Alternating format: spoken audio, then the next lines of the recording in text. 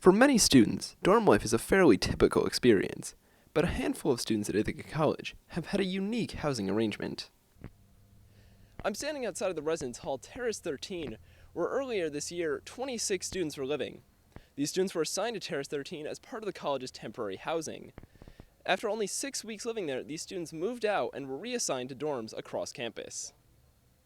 According to the Department of Residential Life, these students were put here because of a shortage of available spaces. With Terrace 13, we put some people in there because even though we had spaces for people, they were mismatched spaces. So we had a lot of male spaces but female students, or we had a lot of first-year students, but we had spaces in upper years housing. So Terrace 911, where they're not allowed because they're first-year students.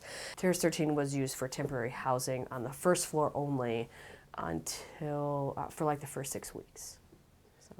The college obtained Terrace 13 in 2009 as a form of overflow housing. The freshman class that year was a lot larger than expected, and so we had to fill up not only all of our temporary rooms, but then we had another overflow. So we actually decided to lease a building.